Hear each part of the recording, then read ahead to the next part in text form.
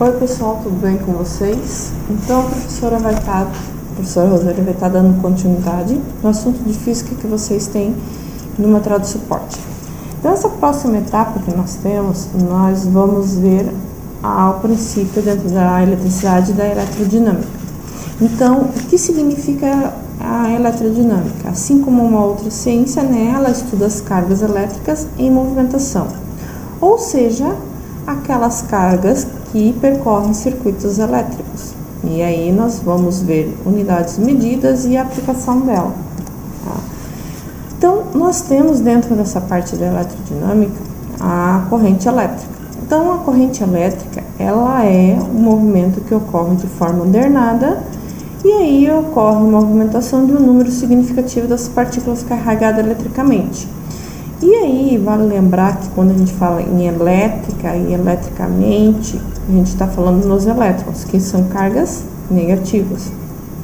Então, por exemplo, nós temos um movimento desordenado, os elétrons estão indo em qualquer direção. Quando eu dou uma ordem, quando eu formo ele no circuito, esse movimento ele passa a ser ordenado.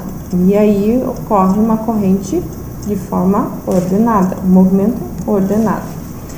Dentro do Sistema Internacional de Medida, a corrente elétrica ela tem como unidade medida o ampere, tá? Onde o símbolo do ampere é o A. E aí vocês têm um desenho bem interessante. Então nós temos uma bateria, ela tem o polo negativo e o polo positivo.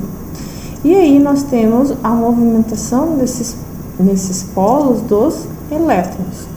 E aí, para ver o acendimento, por exemplo, da lâmpada ali, ela vai fazer com que a corrente circule, tá? E aí vai fazer com que a lâmpada acenda. Esse processo é o processo da corrente elétrica que vai ter. Além da corrente elétrica, nós temos a tensão elétrica. A tensão elétrica está relacionada ao quê? À força. Ela tem como unidade de medida o volt, que é representado pela letra V.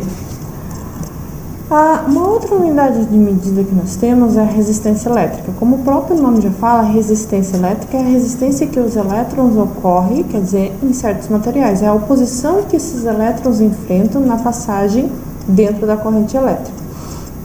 Ela é representada pela letra R e tem como unidade de medida o ohm, que é uma letra grega que representa essa resistência elétrica. Então, no chuveiro elétrico, por que a resistência tem um fio tão pequenininho?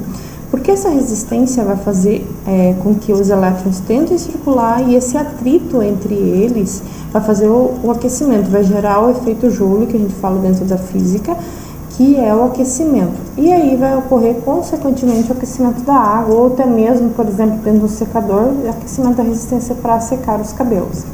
Tá? Essa passagem de corrente elétrica, ela pode ter alguns efeitos. Efeito luminoso na lâmpada, então, efeito químico, por exemplo, dentro de uma pilha, efeito térmico, aquecer uma água, ou efeito fisiológico, receber uma descarga elétrica, quer dizer, levar um choque literalmente. Então, esse é um dos efeitos da passagem dessa corrente elétrica. Uma outra coisa bem importante, se a gente quiser relacionar, a potência elétrica, tá?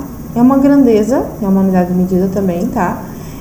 Que mede a eficiência com que a transformação da energia ela é feita em outras energias. E essa potência elétrica, ela é dada como uma unidade de medida watts.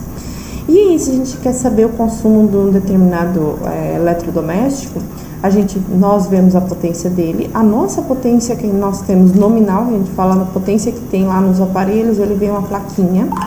E essa plaquinha, ela vem em watts. Porém, as nossas contas, ela é em quilowatt. 1 quilowatt equivale a 1000 watts. Então, a gente tem que usar em quilowatts, multiplicado pelas horas que ele fica ligado durante o dia, tá? Vezes 30 dias, né? Vezes o tempo que se usa em hora e vezes o dia. E aí a gente vai ter o consumo mensal desse eletrodoméstico.